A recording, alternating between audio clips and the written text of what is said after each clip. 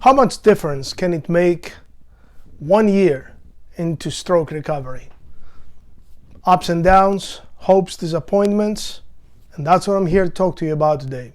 In this video, I'll take you through my 14+ month trip into stroke recovery, the ups and downs, and how I felt about it.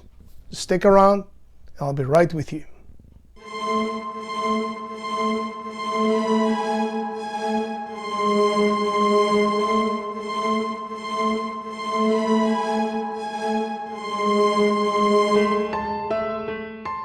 Hello everybody, this is Ernest Pecounis and welcome to my YouTube channel.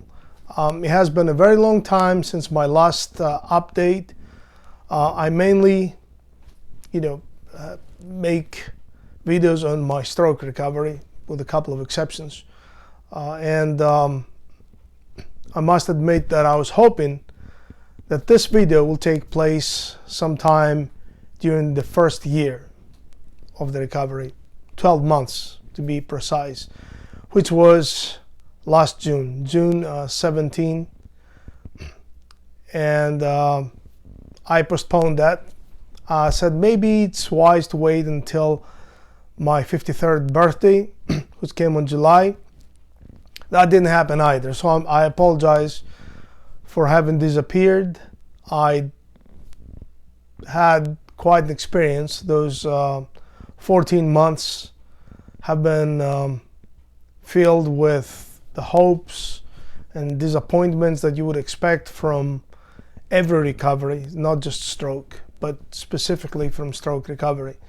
So without further ado and without wasting your time anymore, I would like to apologize for my coughing. I would like to talk to you about what I went through. What is my advice to you? First of all, we have to accept what happened. A stroke is something that happens to a lot of people, unfortunately. Fortunately, we have the best care we can possibly have.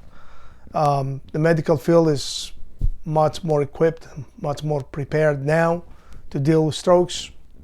So there is no need to fret. Let's accept the fact that it happened to us and move on from that point on. The other part is the depression part. Now, I thankfully never felt a real depression about my stroke recovery. I went through grief for my mother's passing, and of course I had my disappointments, the many ups and downs. You should expect 2 steps forward, 1 step backward. That's very true. It happens to me. It's continuing to happen right now. So it's not all roses, that's for sure. And you also need to do your absolute best to focus on making a complete recovery.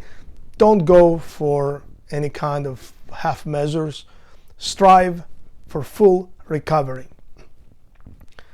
Now, some of the things that continue to pose big problems for me is the fatigue. That's number one. It is normal for the vast majority of stroke patients to experience some sort of fatigue. You get tired or get tired easily. That's something that you have to accept, but also work on. I don't mean just accept it. You need to get your rest. You need to definitely get sleep as much as you can. And I don't mean just lie down and sleep throughout the day. That is not good either. Vision. Well, this, I guess, is one of the things that I have noticed, at least during my recovery. Vision continues to be some sort of an issue. The peripheral vision, it has gotten better, definitely. I mean, I can drive without having much of a problem. And to my surprise, I was able to go to Washington, D.C. with my son back in January. And I mean, I must admit that, once I reached the Washington, D.C. metro it was very challenging. I mean, it was really, really challenging. It was a huge test for my vision, especially peripheral vision. Having the traffic, going left and right, having to look at the signs at the same time, make sure that I don't make a mistake. That was a big thing for me, I have to admit. That was back in January, and I don't see that being much improved today. I don't think that today we have, I can, cheer about a major improvement in that direction. Much of it, of course, is due to the fact that my job requires that I look at the computer monitor a lot. That's a big problem. So vision is something that I need to work on. There are a lot of ups and downs. I had a few moments when I thought that it's going to get much better, but that didn't work. So, when I sleep, I can feel that depending on which side I sleep, I get different kind of issues. I'm supposed to be sleeping on my left side because the bleeding happened on the right hemisphere. So therefore, the left side is the side that I have to sleep on, or at least lean a little bit, because really it's still numb here. Numbness is going to be my next topic, but since I'm still numb on the left side, it's kind of hard to really turn on that side and sleep. So I have to be very, very, very careful. Now, I spoke about numbness. I think, and this is just a personal observation, that as the numbness begins to move more towards the fingers or the elbow or the shoulder, it becomes more intense. But also it makes it a little bit harder. When you're numb on one side, you feel a little bit less the discomfort because you have that numbness. It's like going to a dentist, I guess. When you get numb, dentists can do all sorts of things, and then you feel the pain. So I think it's something like that. That's a personal observation, and I think that you should consider that a natural, a normal behavior of your body. So just try to kind of, elevate a little bit your leg if you can. Elevate your arm. Just have it a little bit in a comfortable position. A little bit over a year, and I think I'm having a harder time resting my left side than I had after the stroke. So I'll let you draw your own conclusions. If you have experienced that, please feel free to put it down in the comments. So I'm learning. I'm still learning from it. Now, recovery, of course, is a long process. We know that. It might take a year, 2 years, may take 5 years or more. Now, I'm not saying that stroke has not taken a toll on our health, that we are somehow going to feel better and we have 5-10 years ahead of us. I don't know. Depending on the stroke, it may come back and it may be lethal next time. I don't know. I mean, let's be realistic here. I don't want to, feed you with a fake hope. Truth is, every day is a blessing for us. It's a great gift, and that's how we have to look at it, as a great gift. So we have to strive, as I said earlier, for full recovery, do the best we can. So focus on the most important things that you can handle. Don't try to spread too thin, because chances are you're going to get very, very nervous, you're going to get very upset and very disappointed. Hardly the kind of things that you should be inserting into this effort. Try to stick with some sort of repetition, because that's what your brain needs as you try to retrain your brain and your body. So repetition is a good thing. So focus on that routine that that is necessary.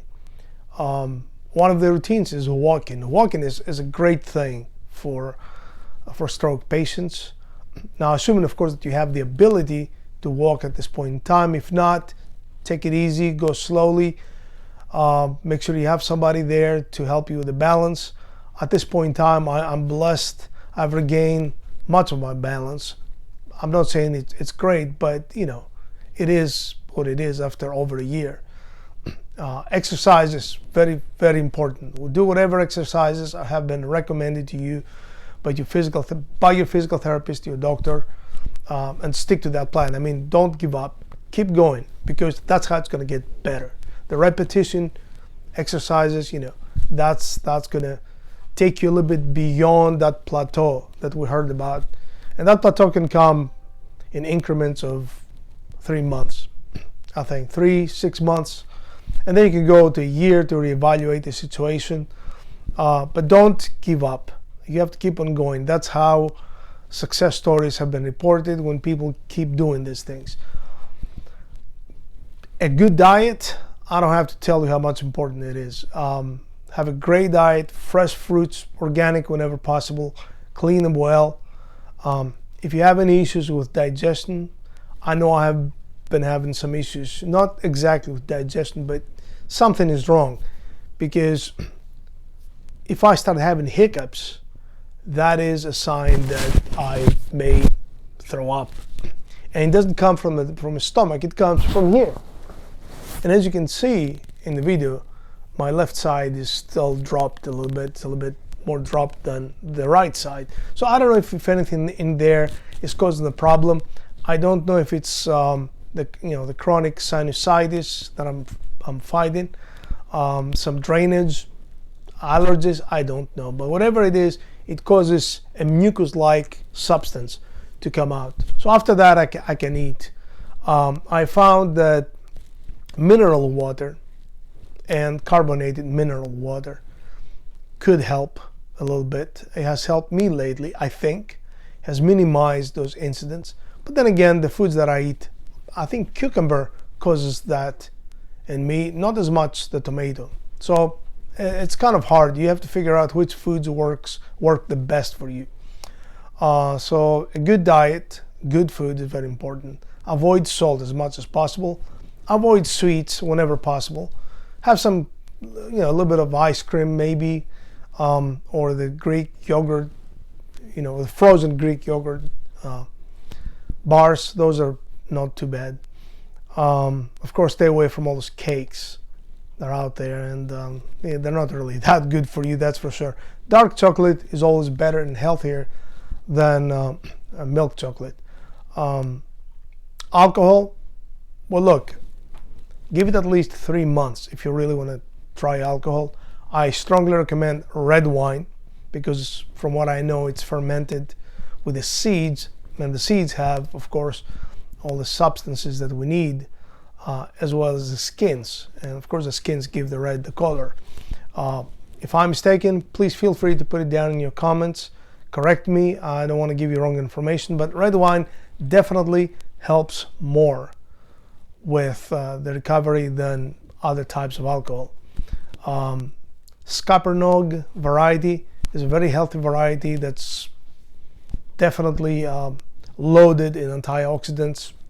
So, go for that if you like grapes. It's a very thick skin grape, so don't eat the skin. But it's a very good grape if you can find it. It's a little bit more expensive, but it's worth it.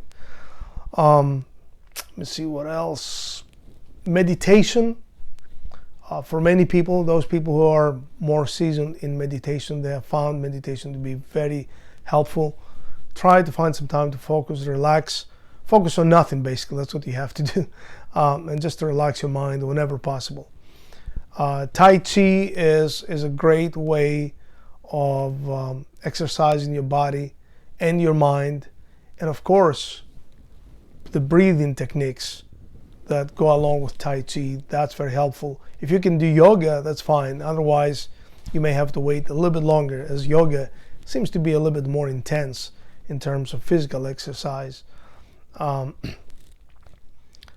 It's kind of hard to stay away from grief, from dealing with the loss of a loved one. I dealt with that. I'm still dealing with it.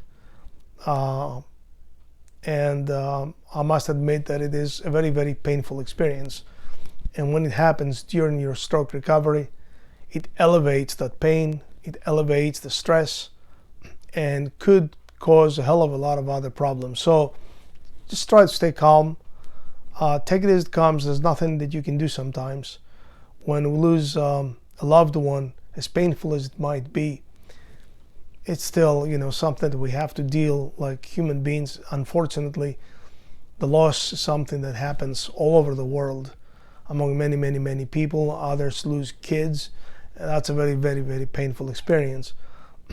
2020 has been very challenging for many people around the world. I don't know where you stand in terms of COVID-19. I know there are people out there who think it's nothing, it's just a flu. Let me warn you guys, if you're dealing with stroke or any other health issue, don't take this lightly, okay? Let the others go out there and do what they need to do. You stay healthy, do what you have to do, wash your hands, and watch what you touch. Sanitize your hands whenever possible. Don't breathe around people who don't seem to care much about it. I know there are coronavirus parties out there where people kind of wish to get coronavirus because they think that's going to, boost their immune system. More power to them. You and I are not part of that group.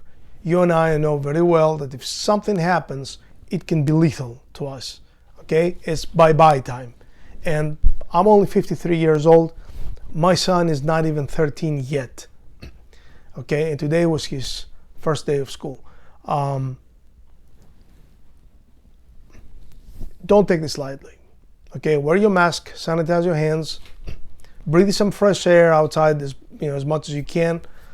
And just be careful. I'm not saying that this is gonna destroy the world. However, be very, very, very careful.